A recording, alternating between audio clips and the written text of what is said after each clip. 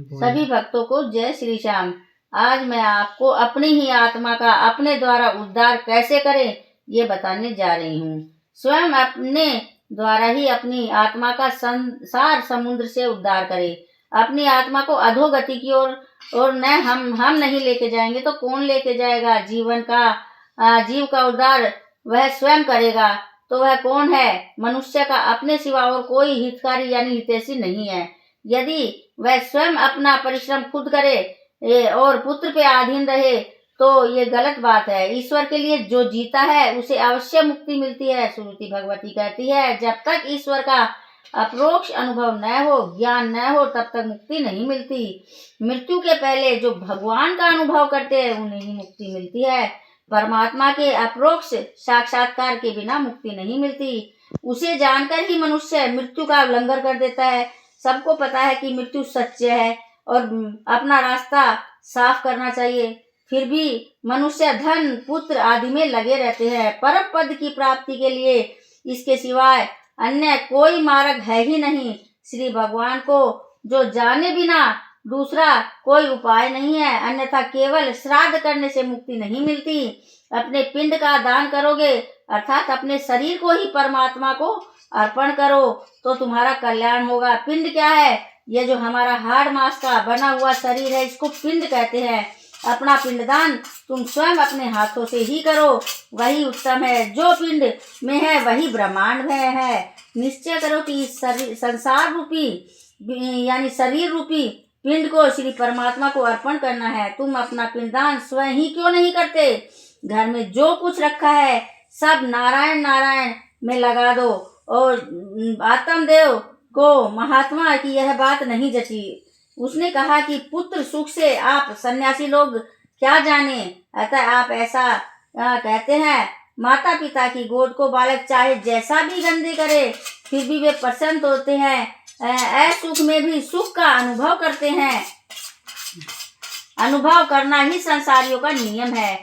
महात्मा ने सुंदर उपदेश दिया, फिर भी आत्मदेव ने दुराग्रह करते हुए कहा, मुझे पुत्र दो वरना मैं प्राण का त्याग करूंगा। महात्मा को दया आ गई। उन्होंने एक फल देकर कहा कि इस फल का तुम अपनी पत्नी को खिलाओ, तुम्हारे यहाँ एक सुयोग्य पुत्र होगा। आत्मदेव फल लेकर अपने घर लौटा, पत्नी को फल दिया। धुंधली फल खाने के बजाय अनेक तरक कुतर्क करने लगी। वह सोचती है कि फल खाने से मैं गर्भवती होंगी और परिणामतः दुखी ही होंगी और बालक के लालन पालन करने में बड़ा दुख होता है। उसने अपनी छोटी बहन से यह बात कही तो उसने युक्ति बताई कि बालक मुझे भी होने वाला है, उसे मैं तुम्हें दे दूंगी और तू गर्भवती होने का नाटक कर। धुंधली को पुत्र फल की इच्छा तो थी किंतु बिना दुख झेले। यह मनुष्य का स्वभाव है कि उसको सुख तो चाहिए, सुख की इच्छा तो रखता है किंतु बिना परिश्रम के, बिना किसी कष्ट के। मनुष्य पुण्य करना नहीं चाहता फिर भी पुण्य का फल की इच्छा जरूर रखता है और पाप करता है फिर भी पाप के फल को नहीं भोगना चाहता। छोटी बहन के कहने पर धुंधली ने वह फल गाय को खिला दिया और स्वयं गर्भवती होने का नाटक करने लगी। बहन का पुत्र ले आई और जाहिर किया कि यह मेरा ही पुत्र है। धुंधली ने अपने पुत्र का नाम अपने ही अनुरूप रखा, धुंधकारी। दूसरी ओर जिस गाय को ने वह फल खाया था उसने गाय जैसे कानों वाला मनुष्य आकार का बालक को जन्म दिया। उसका नाम गोकर्ण रखा गया। दोनों बालक बड़े हुए। गोकर्ण पंडित और ज्ञानी हुआ और धुंधकारी दुष्ट निकला। श्री भगवती की कथा 3 प्रकार से है, आध्यात्मिक, अधिदैविक और अधिभौतिक। जरा सोचेंगे तो समझ में आएगी। मानव काया ही तुंगभद्रा नदी है। भद्रा का अर्थ कल्याण करने वाली और तुंग का अर्थ अधिक, अत्यधिक कल्याण करने वाली नदी ही तुंगभद्रा नदी है। और वह क्या है? मनुष्य का शरीर। यह नदी है तुंगभद्रा नदी, मनुष्य का शरीर है।